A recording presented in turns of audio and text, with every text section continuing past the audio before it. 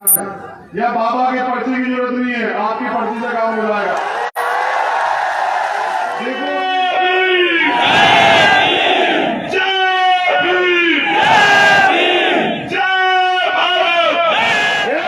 पूरे समुदाय को गाली दे, मेरे हाथ बांध रखे संविधान में याद रखना।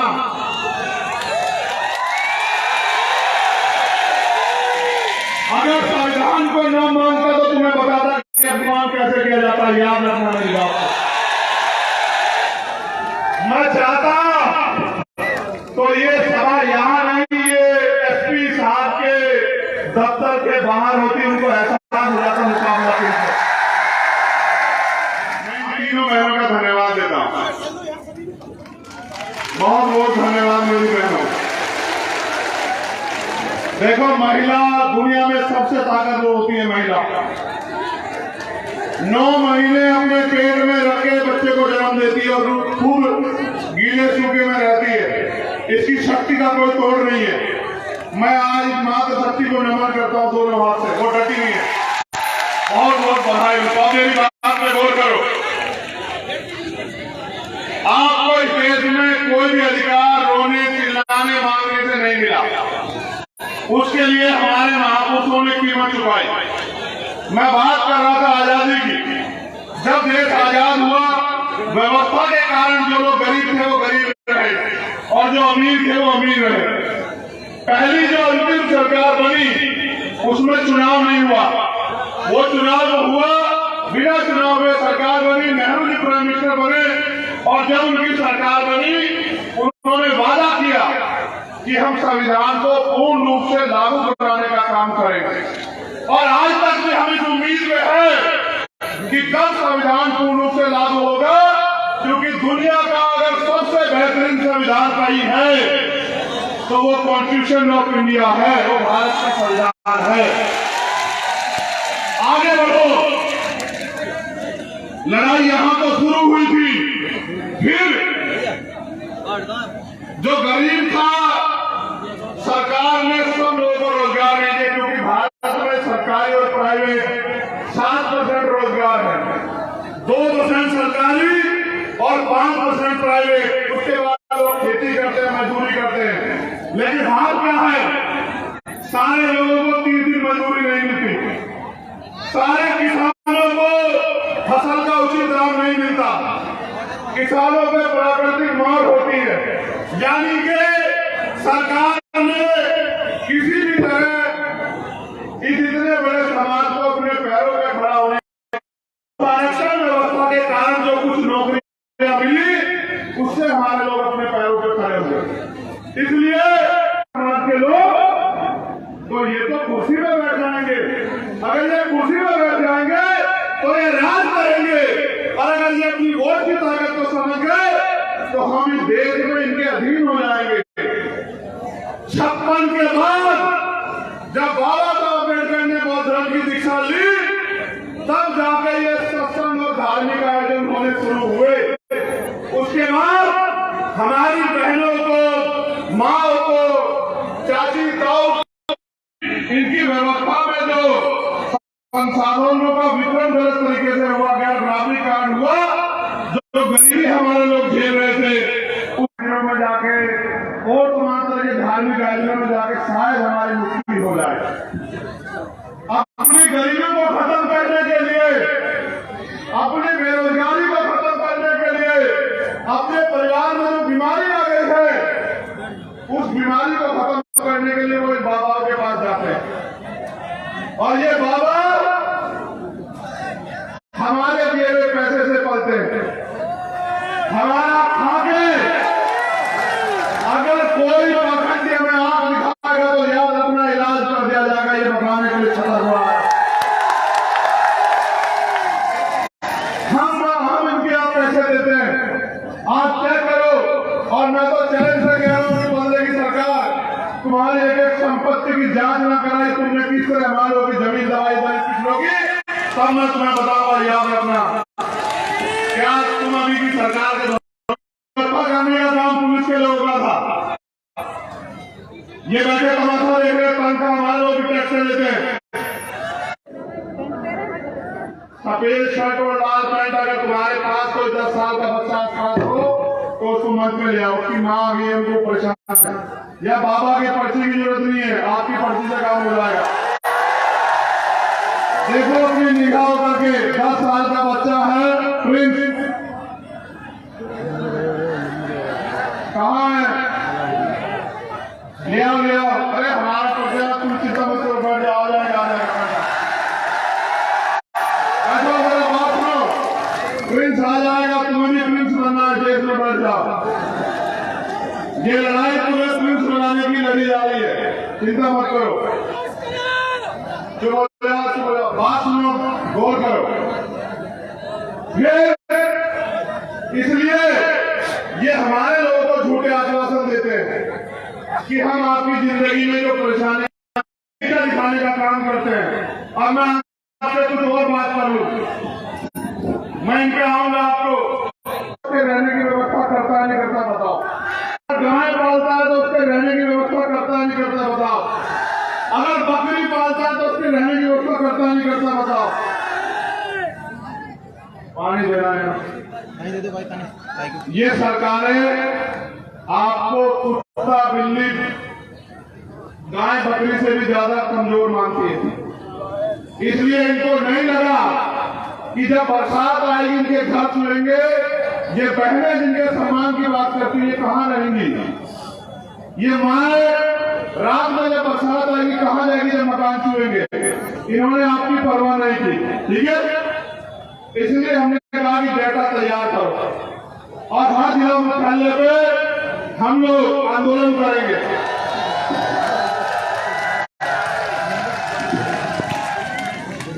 और अगर फिर भी सरकार नहीं मानी तो हम मुख्यमंत्री का घेराव करेंगे भोपाल जाके, और मध्य प्रदेश के हर घर को जो कच्चा मकान है उसको पक्का मकान दिला के रहेंगे। ये हमारा वादा। जब मैं आपके अधिकारों की बात करूंगा, ये आपको गुमराह करने की बात करेंगे। फिर पहले डाटा तैयार होने के बाद अगला रास्ता मैं आपको बता रहा हूं, गौर से सुनना। इस देश की सारी सरकारी जमीनों पे, क्योंकि आजादी के बाद मैंने आपको कहा कि किसी को अवसर नहीं दिया गया कि वो अपने पैरों पर खड़ा हो जाए, वो सारी सरकारी जमीनें हमारी है। काशीराम साहब हमारे नेता, जिनकी जयंती हमने मनाई अधिवेशन के रूप में, वो कहते थे जो जमीन सरकारी वो हमारी। इसलिए हम जो अगला आंदोलन चलाएंगे, हमारे नेता लोग सुन लो कि हर व्यक्ति को खेती करने योग्य भूमि मिलनी चाहिए, हर परिवार को जमीन मिलनी चाहिए। आंदोलन मेरा अंतिम लक्ष्य इस देश के बहुजन समाज को उसके अपने पैरों पर खड़ा करना है।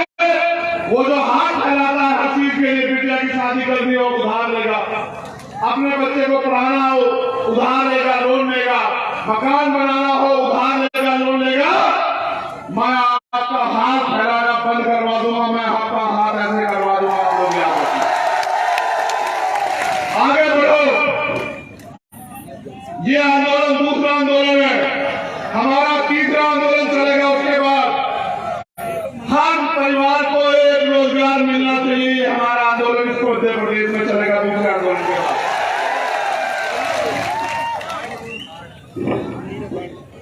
उसके लिए भी हम लोग इसी तरह से सरकार को मजबूर करेंगे। फिर आगे बढ़ो। अगर ये सरकार नहीं देगी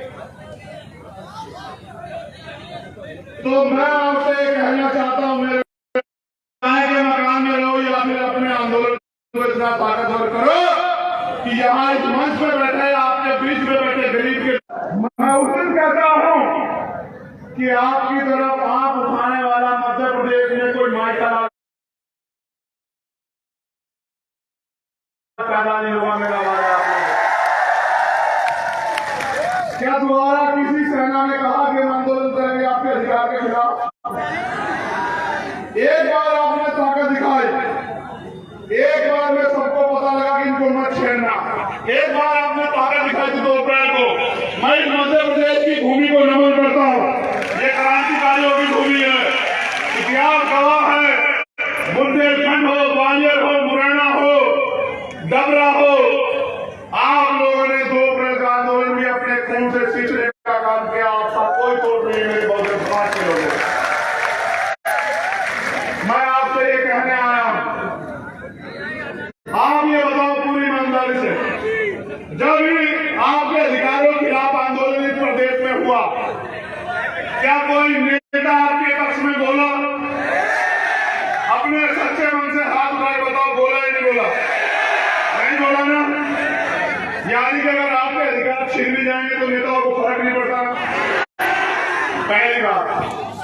जब आप मेरे परिवार को अपमानित करता है, डराने का काम करता है, आप बताओ कोई नेता बोला आपके पक्ष में जब तक बीमारी नहीं खड़ी हुई? जो ताकतवर होगा वो अपने बच्चों को ताकतवर करेगा। आप मुझे वोट दोगे, कौन ताकतवर होगा? मैं ताकतवर होगा तो तरक्की किसी होगी बताओ? ना मुझे यहाँ से विधायक बनना, ना मुझे यहाँ से एमपी बनना, ना मैं यहाँ मुख्यमंत्री बनना चाहता हूँ। मैं तो आप लोगों को अपने पैरों पे खड़ा करने के लिए यहाँ मध्य प्रदेश में आया। क्या मैं सरकार से आगे हाथ फैला रहा हूँ अपनी किसी मांग के लिए? ना मुझे कोठी चाहिए सरकार से, ना बंगला चाहिए, ना सुरक्षा चाहिए, ना इनका कोई साधन चाहिए, मगर मुझे एक चीज चाहिए। हजारों साल मेरे लोग अपनी देश में अन्याय का सामना करते रहे और मेरे रहबर बाबा साहब अम्बेडकर अपने 4 बच्चों को कुर्बानी देके गए। मान्यवर काशीराम साहब ने अपना पूरा जीवन लगा दिया। ये है प्रिंस को एक एक करके आगे भेजते जाओ। बहुत बहुत और बैठे रहो, देखो पता लगाना किसके पढ़ने में ज्यादा दम है। प्रिंस के लिए रास्ता बना दो, बहुजन समाज के योद्धाओं रास्ता बनाओ। ये आप लोग बैठ जाओ, प्रिंस को आने दो और प्रिंस को अपनी मां को सौंप दो। अब मेरी बात पे गौर करो, समय कम है। गाड़ी प्रजापति जी को मैंने इनसे कहा भाई जाओ, ओबीसी महासभा के लोगों से कहा भाई जाओ और जाके देखो कि क्या है सही मामला। प्रिंस को भेजो, जल्दी अंदर भेजो, भेज दो, बहुत अच्छे। ऊपर ले लो, यहाँ से ऊपर ले लो। अब आप बैठ जाओ भाई, बैठ जाओ, समय कम है मेरे पास। उनकी मां को फोन दो। बाचू बोला 20 मिनट और हिम्मत रखो, तुम्हारी हिम्मत जवाब तो नहीं दे रही है। तो उसे पाखंडी को जाना चाहिए था जेल। उसका दिमाग खराब हो गया था, उसे लगा कि सुन लो पहले कि हम ही सबसे बड़े ताकतवर हैं। उसे लगना भी चाहिए, गलतफहमी किसी को भी हो सकती है। हमारे यहाँ तो कहते हैं कुत्ता पालो, बिल्ली पालो, बकरी पालो, लेकिन गलतफहमी मत पालो। तो उसे गलतफहमी हुई कि वो शराब के नशे में गया और कट्टा पिस्टल जो भी हो वो लहराते हुए उसने हमारे लोगों को अपमानित किया, हमारे परिवार को बेइज्जत किया, हमारे लोगों को गालियां दी, हमारी बहन की शादी को डिस्टर्ब किया, उनको धमकाया। हमारे लोगों ने आगे बढ़ के जब मुकाबला किया तो मुकदमा दर्ज हुआ। जब मैंने घोषणा की कि हम आ रहे 17 तारीख में सरकार सुन ले, इन्हें लगा यहाँ के एसपी भी है, भैया मेरी बात को याद रखना एसपी महोदय, जिस दिन सरकार बदलेगी मुख्यमंत्री नहीं बदलेगा। कानून के डंडे में बहुत ताकत है, कभी हमारी कभी तुम्हारी, याद रखना। मेरे लोग भी तुम्हारी इस चोट का जवाब वोट से देंगे, याद रखना। गौर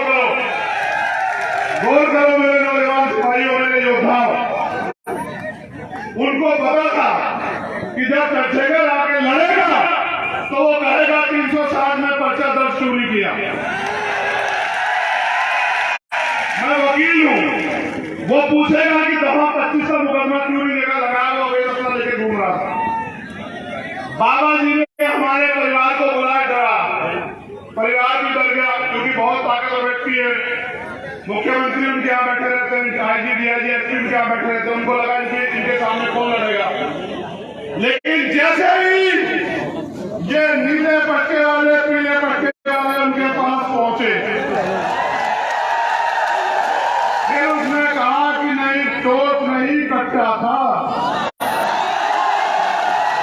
फिर उसने कहा कि भाई इस पाखंडी को जेल में होना चाहिए। इन्होंने जानबूझ के इससे पहले मैं आ जाऊं और मैं 360 और दफा 25 ऐड कराऊं, बेल नहीं मिलेगी।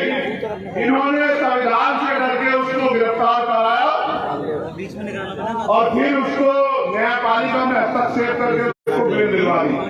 और लोग कहते हैं कि SC/ST का मुकदमा, कहा था SC/ST का मुकदमा, उसको तो बेल मिल गई। एक आदमी पूरे समुदाय का अपमान करे, ये चाचा खड़े हैं उनके, एक आदमी पूरे समुदाय को गाली दे, मेरे हाथ बांध रखे संविधान में याद रखना।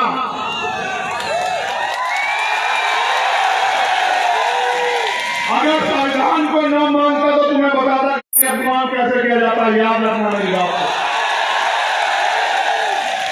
बाबा साहब अम्बेडकर का खून उस संविधान को मानता हूं, इसलिए मैंने कहा कि संवैधानिक रूप से लड़ेंगे। लेकिन आपने देखा कि जब आपके पास राजनीतिक ताकत नहीं है तो किस तरह से आपका अपमान करने वाला व्यक्ति भी घर में आराम से जाकर सोता है। देखा है नहीं देखा? और जो निर्दोष था मेरा भाई ID प्रजापति, उसके 1000 पुलिस वाले, वो बता रहा है कि मेरा एनकाउंटर, याद रखना ID प्रजापति, तुम्हारी तरफ चलने वाली हर गोली के सामने चंद्रशेखर आजाद था, याद रखना। और मैं आपसे भी कह रहा हूं, शासन प्रशासन के लोगों, गुंडों पे कार्रवाई करो, हम नहीं आपको बोलेंगे। अपराधियों पे कार्रवाई करो, हम नहीं बोलेंगे। बहन बेटी के अपमान करने वाले पे कार्रवाई करो, हम आपके साथ खड़े हैं। लेकिन अगर सत्ता के नशे में हमारे लोगों, निर्दोष लोगों पे कार्रवाई करोगे तो आपके दफ्तरों पे ताले लगा के ये संवैधानिक काम आपको नहीं करने देंगे कुर्सियों बैठ कर, ये बिना सत्ता के आपसे कह रहे हैं। मैं चाहता तो ये सभा यहाँ नहीं, ये SP साहब के दफ्तर के बाहर होती, उनको एहसास हो जाता मुकाबला करके। अब एक और बात सुनो, गौर करो, जब तुम पे ताकत नहीं है, मैंने कहा कि हम आदिवासी भाई को मुख्यमंत्री बनाएंगे। इन्होंने मेरे आदिवासी एक बहन को, उसके साथ अन्याय हुआ वहां इंदौर गांव में, उसकी हत्या कर दी गई। कितनी लाशें उठाओ वहां, मुझे बताओ। हत्या करने के बाद जब हमारे लोग प्रोटेस्ट करने के लिए आए सड़क पे तो गोली चला दी, एक भाई की जान चली गई, कई भाई घायल है। जब हमने IGP से पूछा तो उन्होंने कहा हमें आदेश नहीं दिए। यहाँ प्रोटेस्ट तो सारी जाति धर्म के लोग करते हैं, गोलियां हमारे सीने पे क्यों? इसका जवाब इस सरकार को देना पड़ेगा। आदिवासियों की हत्या हम लोग नहीं होने देंगे, सरकार को जवाब देना। आपने देखा कि सत्ता के संरक्षण में किस तरह गुंडे खुलेआम घूमते हैं और किस तरह हमारे निर्दोष लोगों पे गोलियां चलाई जाती है। मैं आपसे पूछना चाहता हूं, क्या आप मध्य प्रदेश में गुलाम है? अगर आप गुलाम नहीं हो तो जो गुलामी की बेड़ियां आपके पैरों में पर डालने का काम किया जा रहा है, उनको काटने के लिए तैयार हो जाओ मेरे नौजवान साथी। क्या आप नहीं चाहते कि यहाँ हम लोग स्वाभिमान सम्मान से जिए मध्य प्रदेश में? क्या आप लोग नहीं चाहते कि किसी बहन का अपमान न हो? बताओ, चाहते नहीं चाहते हो? क्या आप नहीं चाहते आपको रोजगार मिले? क्या आप नहीं चाहते महंगाई खत्म हो? क्या आप नहीं चाहते कि आपको पक्के मकान मिले? क्या आप नहीं चाहते कि आपको जमीन मिले? कौन दे सकता है ये, तो आपको बताओ। वोट उनको दोगे, मैं कहां से दे दूंगा? देखो, जब एक गरीब का बेटा अपने लोगों की लड़ाई लड़ने के लिए खड़ा होता है तो बहुत लोगों को तकलीफ होती है।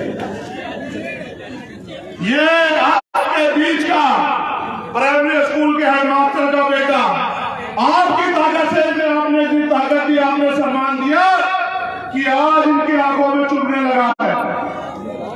मैंने कभी आपको निराश नहीं किया, आप जानते हो नहीं जानते इस बात को।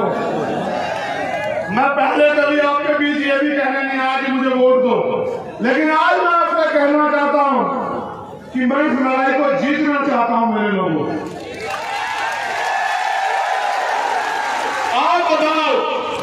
क्या आपको आपके खून पे भरोसा नहीं है? क्या आप नहीं चाहते कि अब आपको स्वाभिमान सम्मान का जीवन मिलना चाहिए? आप नहीं चाहते एससी एसटी ओबीसी के कर्मचारियों को प्रमोशन मिलना चाहिए? आप नहीं चाहते कि बैकलॉग भर के आपको नौकरी मिलनी चाहिए? क्या आप नहीं चाहते सरकारी ठेकों में आपको लाइसेंस, सरकारी ठेकों में आपको आरक्षण मिलकर आपको अवसर मिलने चाहिए? इसका एकमात्र रास्ता है जो माननीय काशीराम साहब ने दिखाया कि आपको बहुजन समाज में भाईचारा पैदा करके, जैसे मैंने इनसे कहा, आपको एक तो अपना दिल बड़ा करना पड़ेगा। जाति हमारे महापुरुषों ने तो नहीं बनाई, जाति हमें बांटने के लिए बनाई गई। हम इस बात को जानते हैं, मानते हैं। तो हमें दलित पिछड़े जो 6,745 जातियों में बटे हुए हैं, आदिवासी और धार्मिक अल्पसंख्यक, उनके हाथ पकड़ने पड़ेंगे। ये हमारी एकता को रोकने के लिए हमें लड़ाई का काम करेंगे, घटनाएं कराएंगे। ये मेरी ताकत को कम करने के लिए, आपके भविष्य को कमजोर करने के लिए लड़ाई का काम करोगे। मैं आपसे पूछना चाहता हूँ, मेरे कौम के लोगों, आपस में लड़ोगे तो नहीं? दोनों हाथ उठा के बताओ, एक से नहीं मांगना, लड़ोगे तो नहीं आपस में? चलो एक बार और बैठो। अगर इन ओबीसी वर्ग के मेरे भाइयों पे आंच आएगी तो उनका साथ दोगे? अगर मुस्लिम भाइयों पे आंच आएगी उनका साथ दोगे? अगर जैन सिख बौद्ध ईसाई पे आंच आएगी, पारसी लोग का साथ दोगे? अगर देश की किसी भी महिला पे, किसी भी जाति धर्म की हो अन्याय होगा, उसकी लड़ाई लड़ोगे? ये तुम्हें मानवता है, तुम्हें मानवता है।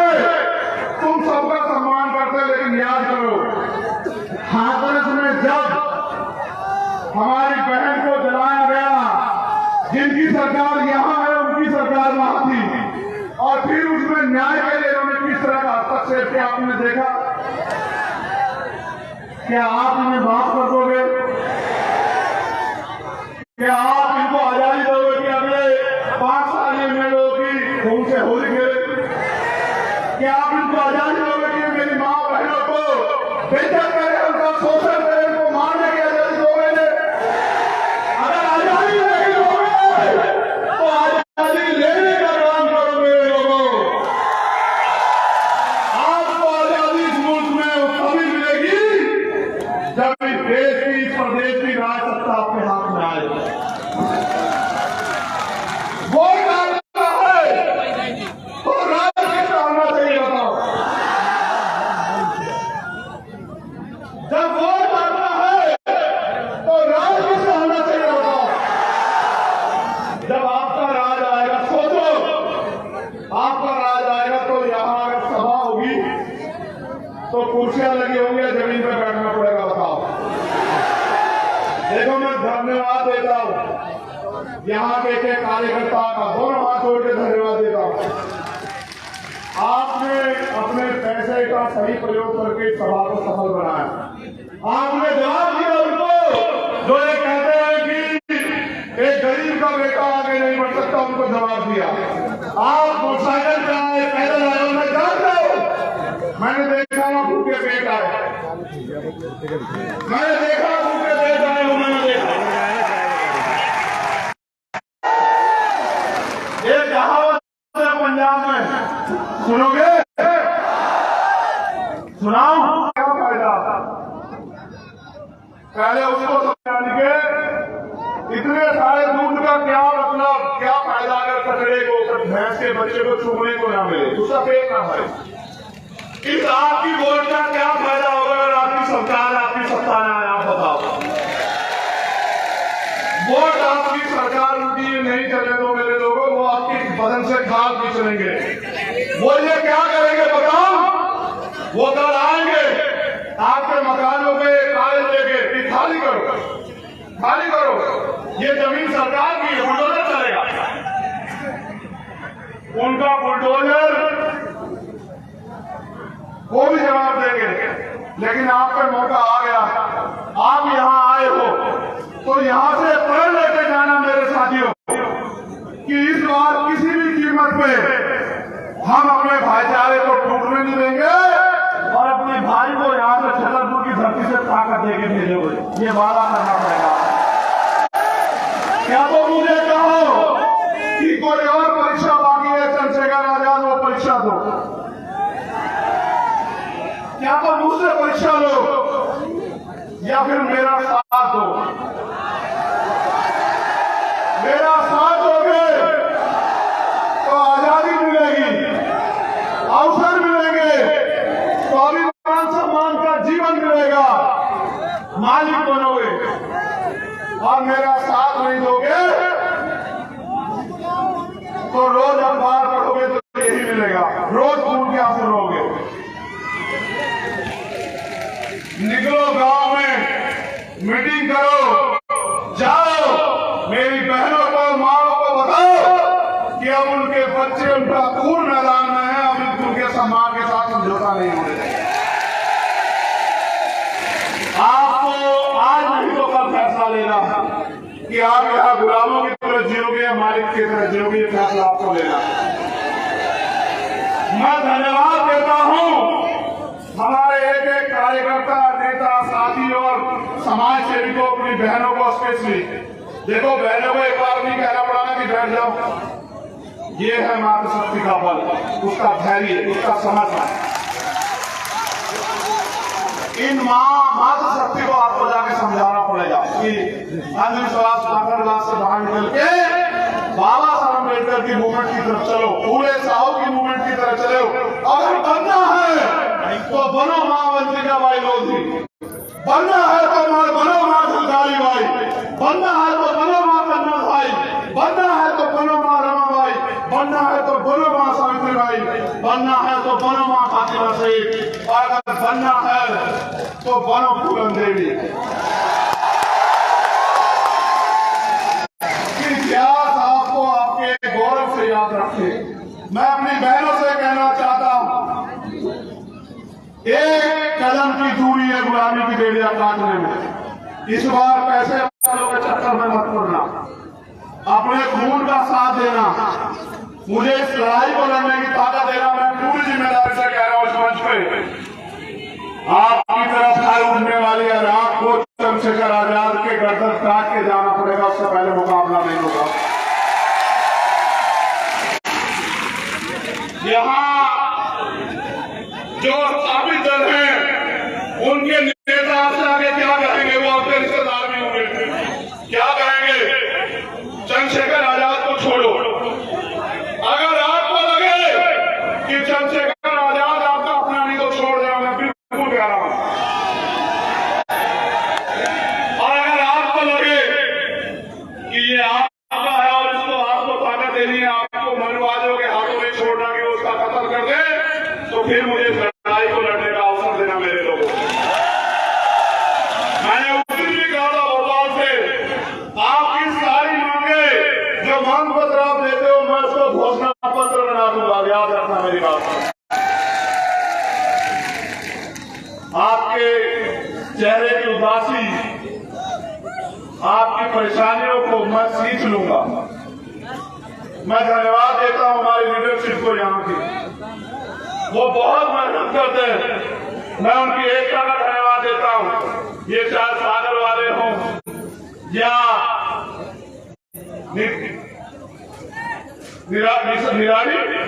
निवाड़ी वाले हों, या ये इंदौर, मुरैना, भोपाल वाले हों, ग्वालियर वाले हों, छतरपुर वाले हों, विदिशा वाले हों, पूरे मध्य प्रदेश के लोगों को कह रहा हूं, मैंने भी अगर सबसे ज्यादा प्यार और विश्वास के पाया तो मध्य प्रदेश में पाया।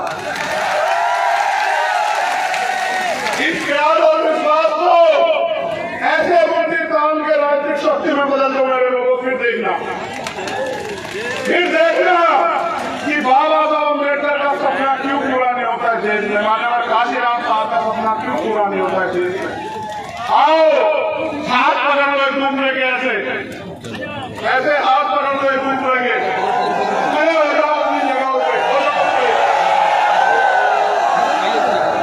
ऐसे खड़े हो जाओ हाथ पकड़ के और वादा करो कि तुम्हारी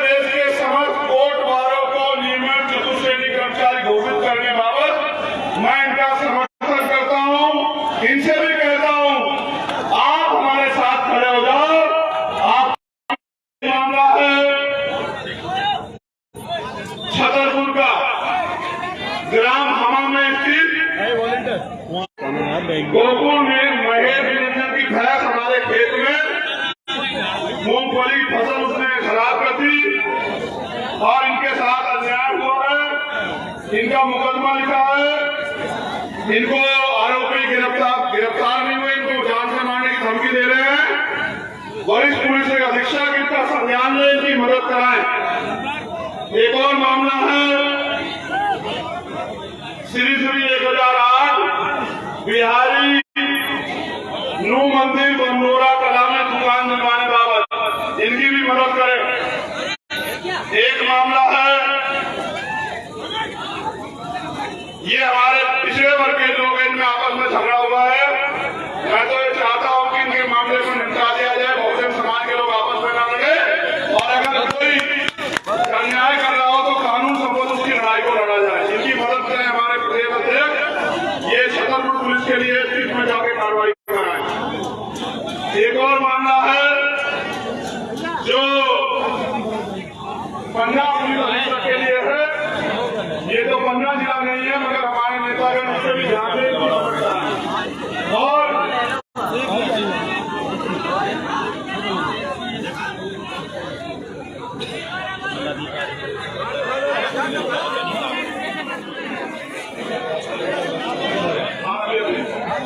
एक और बात बोल करो, ऐसे हाथ करो जब बनाना चैन, ठीक है भाई, मत बोलो। अब हम दो संकल्प लेंगे।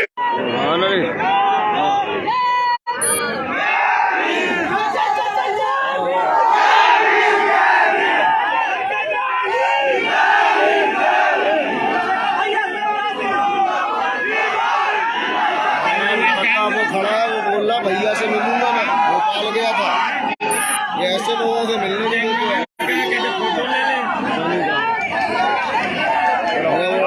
भोपाल इतना अच्छे के बोले भाई साहब से मिलना, भोपाल तक गया जितने यहाँ आया, नए लोगों को मिलने नहीं देते।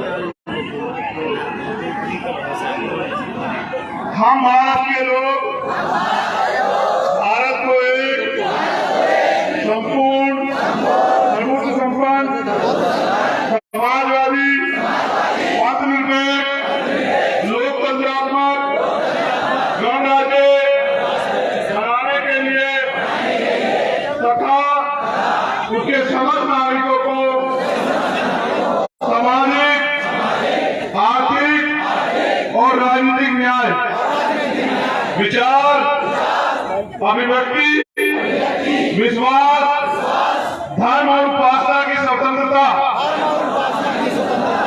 प्रतिष्ठा और अवसर की क्षमता प्राप्त कराने के लिए तथा उन सब में व्यक्ति की गरिमा और राष्ट्र की एकता और अखंडता सुनिश्चित करने वाली बंधुता बढ़ाने के लिए दृढ़ संकल्प होकर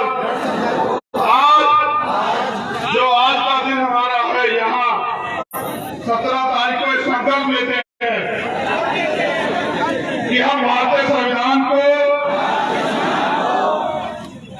सुरक्षित रखेंगे और उसको पूर्ण रूप से लागू कराएंगे। एक और संकल्प करो, अगर आप मुझसे विश्वास करते हो, मेरे अंदर मुझसे प्यार करते हो, कि हम SC, ST, OBC माइनॉरिटी के लोग आपस में नहीं लड़ेंगे, आपस में नहीं लड़ेंगे, क्योंकि दुश्मन साजिश करके लड़ा के हमें बांटने का काम करेगा, हमें भटका नहीं, सदियों से बढ़ते आए। अगर आप इन धामों में नहीं जाओगे तो इन पाखंडियों की दुकानें बंद हो जाएगी, याद रखना पड़ेगा।